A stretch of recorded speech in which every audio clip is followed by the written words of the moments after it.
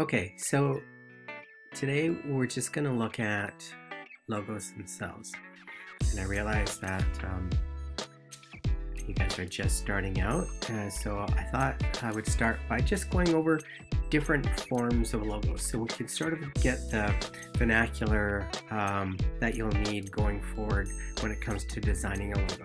So there's a lot of different logo types out there. When I say types, I mean different types of how they're designed. So the first one we're looking at is a monogram logo.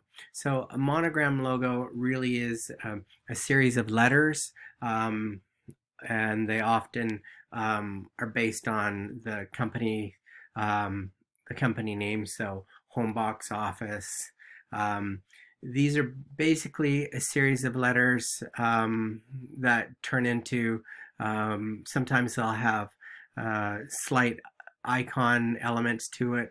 They're often not just straight text. There's usually one or two little elements that make them different from straight text. And I say that because I've designed a lot of these types of logos, and typically you want to do something with the letter form that makes it unique to the organization. And they're typically a little bit more corporate and dry than, say, what you would do for a restaurant brand. The second one is basically a word mark.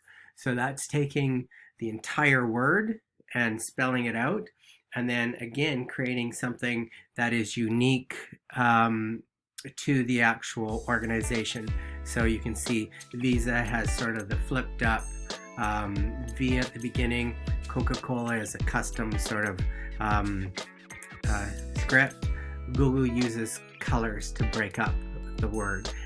It's those little elements that make it unique to them. The next one is pictogram or pictorial marks or logos. So these ones are typically logos that are completely made out of an icon or a symbol, and don't necessarily rely on type. Very rare to use these. Typically most of them will have secondary versions that do have type. The next one are abstract logos. So again, with an abstract logo, you're creating sort of a visual. It can be with type. It can with the word mark, with the word and type underneath it. If you do an abstract logo, then you're probably going to use straight type beside it, underneath it, above it, without changing the letter forms of the word. So it's really the icon that takes on the character. Mascots, pretty obvious.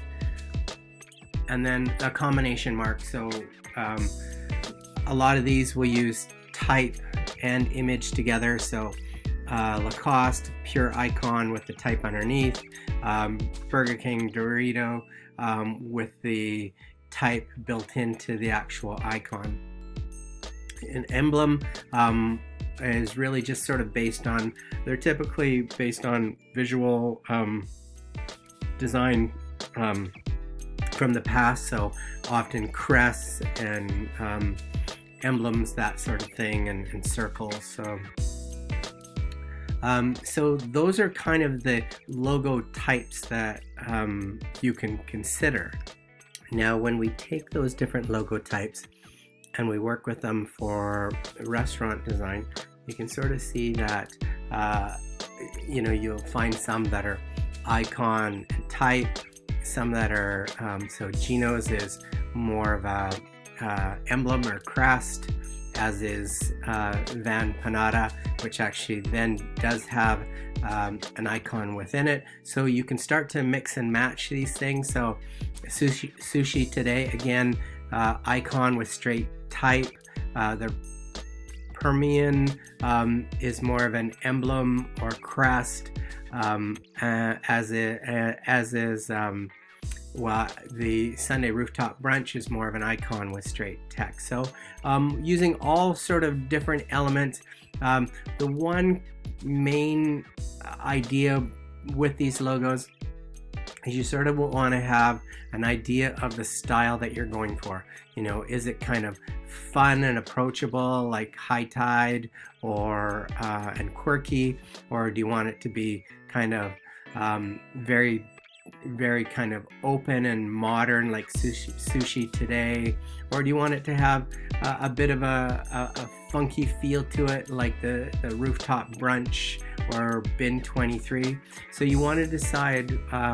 All of these things are going to be based on who your target market is, right? So you can kind of guess who, you know, the type of clientele that would go to High Tide would be very different probably than the clientele going to Geno's. So we see the Permian here. So it's based on an emblem. It has a little bit of quirky nature to it, but you would guess that this is probably a higher end upscale restaurant versus something like the Hot Pot, which uses more of a, again, it is an emblem because it's kind of a box, but within that, it has a really nice play on type, which works pretty nicely. Milk and Honey, really kind of modern, approachable, but a little bit sophisticated.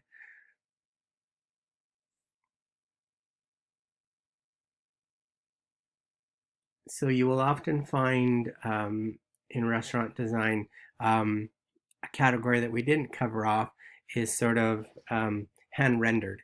So you can sort of see here, buttermilk is not a very good one.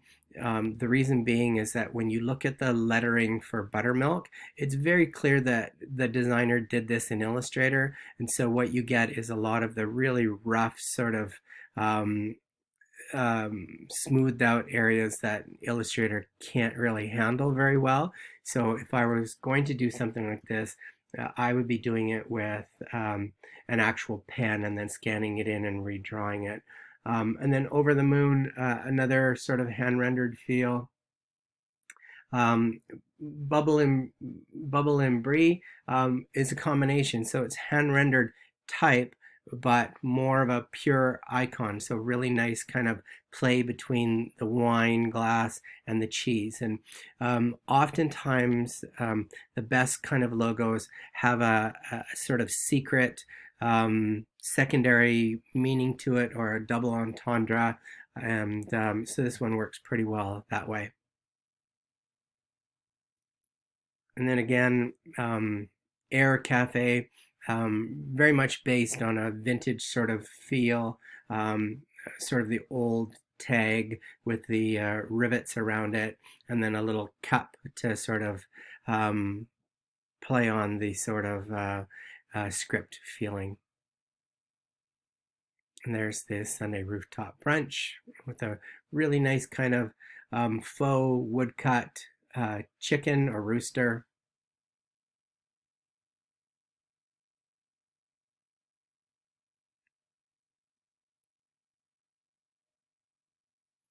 So once you start seeing these logos, you can start seeing the difference and seeing the styles that they come from. So Doe's is actually a sort of emblem. Llama Bar is sort of using you know, an illustration in behind it. So you start seeing overlaps of styles, and you'll see that quite a bit. Um, Bin Bin 23, a really nice kind of condensed sans serif. Then it's been sort of rough.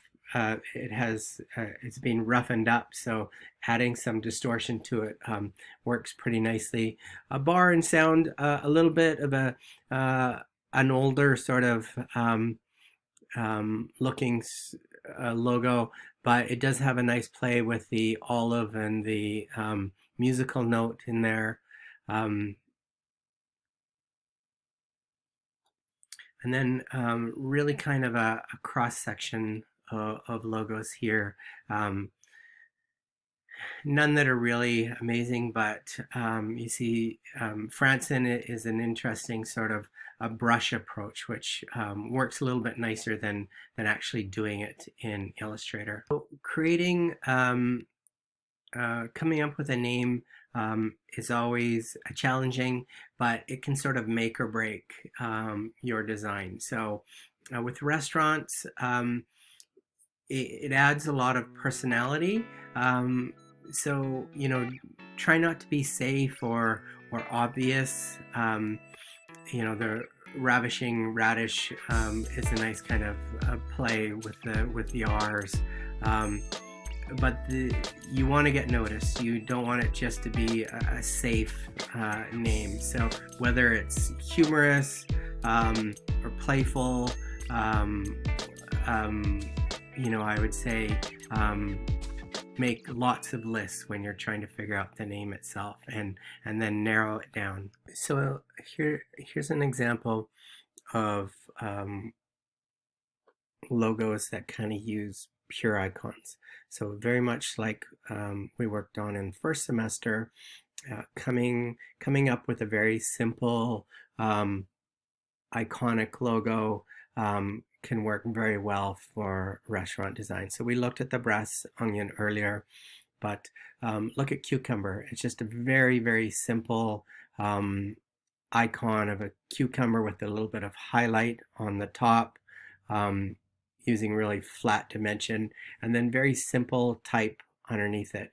And you'll see that quite a bit. So the Ricoh's using a very symmetrical design, so using a very kind of vintage sort of ornate typeface, and then the kind of taco to sort of sit in the middle of the area, and you'll see that there's little sort of flourishes on both sides of it. 8 Sushi, sort of same thing. Very straight type, and then finding a very, very simple icon to sort of represent sushi.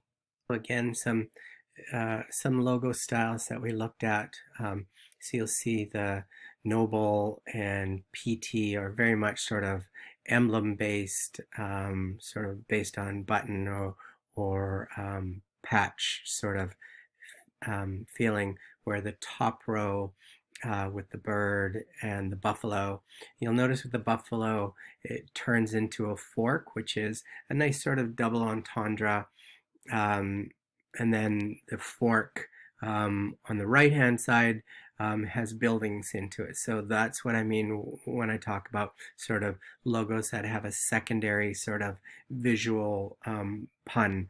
And then as we go down, some really ornate ones, ravioli and George's, so very vintage based. And then things like Oliveto and Hooked are really coming up with a visual, creating that visual, refining it, stylizing it, and then adding text to sort of keep it symmetrical.